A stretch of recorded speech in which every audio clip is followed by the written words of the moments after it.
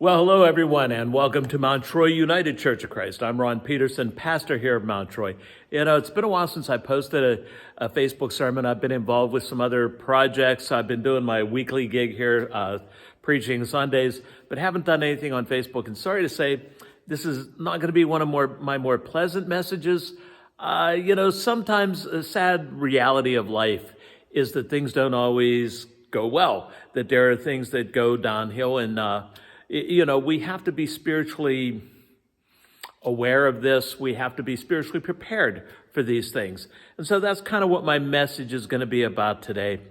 Last Wednesday was Ash Wednesday. It marks the beginning of Lent, a time of spiritual reflection for Christians, and especially for those of us who earnestly try to be serious followers of the ways and teachings of Jesus Christ. Ash Wednesday is also the day that we focused on our own mortality, consciously drawing to our mind that we will all someday die. One of the refrains of Ash Wednesday is, "From dust you came, to dust you shall return." And so this unique combination of understanding your own mortality and the spiritual reflection of the season gives us the opportunity to look at our lives and our spiritual state of being with brutal honesty. And me personally, I love my job as a pastor. I feel so blessed because I get to do that brutal honesty thing every week of my life when I do sermon prep. Thanks to this church calling me to be their pastor. And that said, I am and I always will be grateful to the members of this church for affording me that privilege. And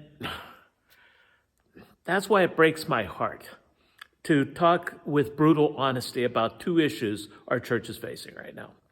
First is the reality that this church is going to close. Membership and attendance are simply dropping to unsustainable levels. We're in a state of spiritual hospice, as I call it. We know it's going to happen. We just really don't know when. And as I said, this truly breaks my heart because I had such high hopes for this church when they called me here to be their pastor 13 years ago. But it wasn't just for this church. I had high hopes for the model that we might set for society. And I'll explain. I never expected to be here long. I certainly didn't expect to be here this long. I thought I'd be here 6 months tops. That's because I'm very liberal in my views. This congregation is very conservative. And when I was describing these particular dynamics to a conservative Christian friend of mine, she said to me, well, hopefully they change you before you change them. And I thought about that and I said, who says anybody is trying to change anybody? Maybe I love them because they're conservative, right? Not in spite of, but because. Being conservative, me being liberal, we could challenge each other. We could bounce ideas off of each other. And I didn't have a problem with that as I thought it through to that process. And from there, I worked I placed a challenge before the congregation. I said, you know what? We're different. And if we can't make it work in here, a Christian faith community, with the support of God's reconciling spirit, the secular world will never make it out there. Okay? And that's where our second issue comes in. We did make it work in here. We made it work. We had this place going for 6 years, from 2010 until 2016. And then it stopped working. And that's the spiritual lesson and warning I want to pass on from this dying church. Because if we're going to die, I want us to die with purpose. And so I'm going to talk about something that needs to be addressed. And I know full well what I'm going to say is not going to sit well with members of my congregation. And trust me, if there was any other way I could do this, I would do it. But I don't see any other way because I know that many of my fellow pastors feel the same way. We've had these discussions. However, I'm in a unique position to address the issues I'm going to be talking about. I've accepted that my church is dying. I may find myself out of a job here, perhaps even due to what I'm saying right now, and that's cool. That's cool, because it needs to be said. And my personal livelihood does not depend on the income from this job, which is not the case with many of my ministerial colleagues.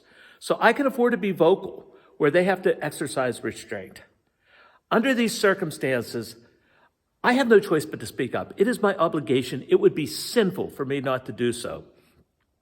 And so going on from here, what happened in 2016 that caused things to be so divisive here in this building?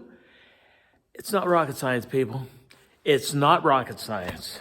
It's the same as what happened to the rest of our country that caused us all to become so divisive. I've never seen our country this divisive. It was a candidate in an election, and that candidate demanded passionate loyalty from his adherents. And now relationships that I truly valued and invested myself into, and others invested themselves into, are gone. They're done. They're over, which saddens me greatly. And it's not just in this church. I've lost friends from high school. I've lost friends from my licensed ministry classes, relatives, people whom I loved and cherished and still do, people I laughed and joked with. We had good times. We cried with each other through bad times. I presided over some of the funerals for their loved ones.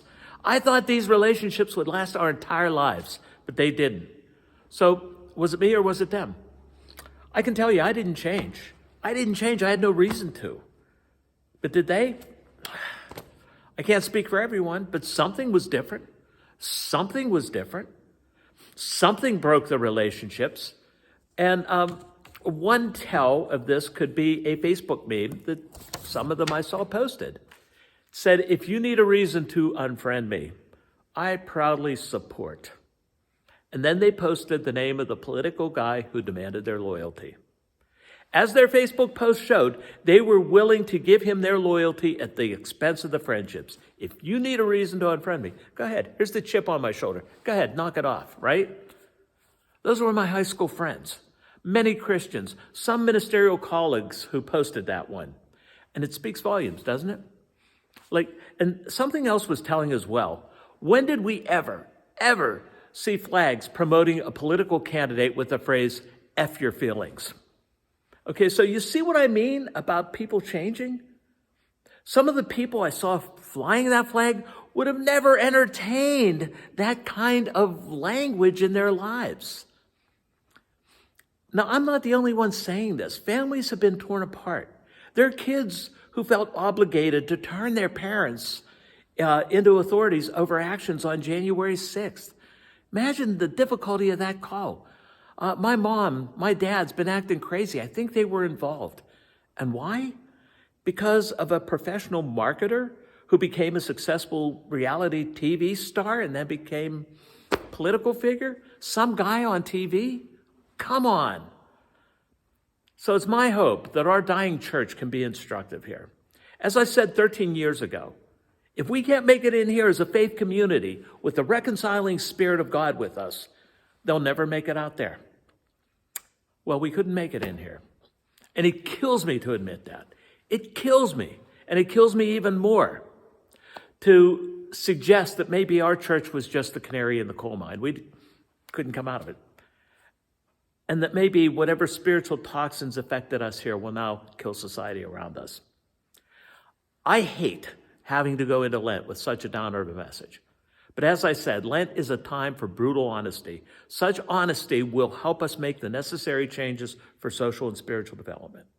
So I sincerely hope you'll consider what I said here. And by all means, please go beyond what I've said. Do some personal reflection in your life this season. See how you can make changes to improve your life, your spiritual life, your social life. And hey, I'll see you next time. Have a blessed Lent.